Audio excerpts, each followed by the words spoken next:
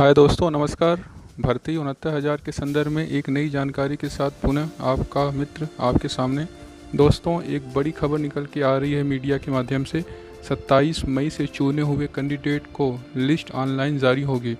दोस्तों, यह ऐसी लिस्ट होगी जिसमें 1 से लेकर 69,000 वैकेंसी के अनुसार कैंडिडेट की लिस्ट होगी। दोस्तों, इसमें आप अपना नाम देख के अपने आवेदित ज़िले के बारे में पता कर सकते हैं तथा उस आधार पर अपने आप आवागमन की तैयारी कर सकते हैं। दूसरी न्यूज़ है, ज़िले के हिसाब से काउंसलिंग के बाद मिलेंगे अपॉइंटमेंट लेटर। दोस्तों, 27 मई के बाद आवंटित ज़िले के अनुसार 3 से 6 जून के बीच में आपको उक्त आवेदित ज़िले में जाना होगा तथा वहां पे अपने समस्त डॉक्यूमेंट्स को वेरीफाई करवा के वहाँ पे बीएसए के यहाँ आपको जाना होगा। उसके बाद आपको नियुक्ति पत्र मिलेगी। दोस्तों, आप देखिए, दिया है 3 से 6 जून तक चलेगी काउंसलिंग अपॉइंटमेंट लेटर। इसके लिए आपको पता है बुलंदशहर और बलिया तथा प्रयागराज के बीएसए द्वारा लिस्ट जारी की जा चुकी है, जिसमें प्रिंसिपल से कहा गया है कि वह 3 से 6 जून के बीच काउंसलिंग के लिए एक कोविड-19 को ध्यान में रखते हुए एक तय मानक के अनुसार रूम की व्यवस्था करें, जिसमें समस्त कैंडिडेट को बैठा के उनकी काउंसलिंग करवाई जा सके।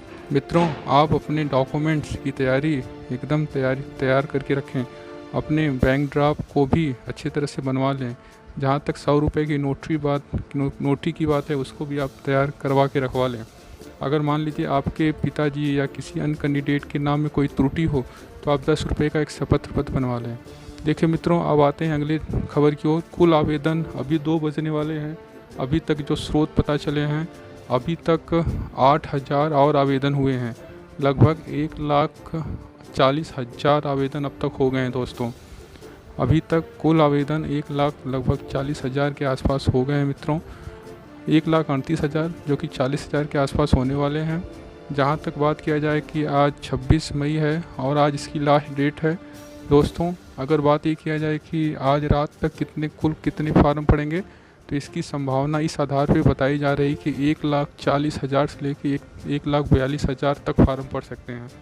1,41,000 से 42,000 तक टोटल फार्म पड़ने की पूरी संभावना है। अतः इसको ध्यान में रखते हुए बेसिक शिक्षा बोर्ड ने अपनी तैयारी करके रखी है। दोस्तों, सबसे बड़ी बात है कि आप अपनी तैयारी बिल्कुल चरम पे रखें। इसके लिए बिल्कुल निश्चिंत रहें कि 28 मई को क्या होना है। जो भी होना है, अगर स्टे होना होता तो सरकार ये लिस्ट 27 को जारी नहीं करती। अतः सरकार की एक सोची समझी रणनीति इसके तहत है। सरकार एक प्रॉपर प्लान में काम कर रही है। आपका काम क्या है? डॉक्यूमेंट तैयार रखना और सकारात्मक रहना। सरकार का काम क्या है? भर्ती को पूरी करवाना। अतः आप हमेशा सकारात्मक रहते हुए अपने समय डॉक्यूमेंट तैयार कर लीजिए। देखिए मित्रों, आप 27 तारीख को जब शाम को आपको लिस्ट आएगी तो उसमें क्या क्या आपका विवरण दिया होगा। उसमें आपका रजिस्ट्रेशन नंबर दिया होगा, जन्म तिथि दिया होगा, अनुक्रमांक दिया हो गया, अभ्यर्थी का नाम, पिता का नाम तथा आवंटित जिले का भी विवरण उस आवेदित डॉक्यूमेंट्स में दिया होगा। अतः कुछ इस तरह से आपके आवंटित ज़िले के बारे में जानकारी मिलेगी। दोस्तों, आप 27 मई को आप इस तरह के मतलब यूपी बेसिक एजुकेशन बोर्ड की साइट पर जाके इस तरह के आवेदन में अपने नाम को ढूंढ सकते हैं। ईश्वर करें सभी मित्रों का नाम इस लिस्ट में हो। दोस्तों, 28 मई को तैयारियों को लेकर अगर बात किया जाए तो सरकार एजी साहब से मिलके प्रॉपर वे में प्लान कर रही है। सरकार की पूरी मंशा है कि भर्ती को किसी तरह से निकाल लिया जाए। दोस्तों, 28 मई को निश्चय ही कहा जा सकता है कि स्टे मिलने की संभावना लगभग ना के बराबर है, क्योंकि यह भर्ती माननीय सुप्रीम कोर्ट के दिशा निर्देश में हो रहा है। दोस्तों, जहाँ तक एक प्रमुख बात ये भी है कि बहुत लोग ऐसे हैं जो चाहते हैं यह वैकेंसी ना हो, अतः वह तरह तरह के इल्ज़ाम लगा रहे हैं।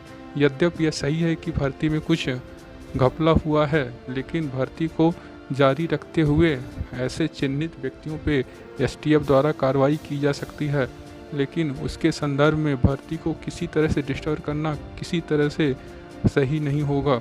इस बात को सरकार भी अच्छी तरह से समझती है। अतः वह भी 130 प्लस या 135 प्लस पाने वाले कैंडिडेट के संदर्भ में एसटीएफ को तैयारी करवाने के लिए राज़ी कर लिया है।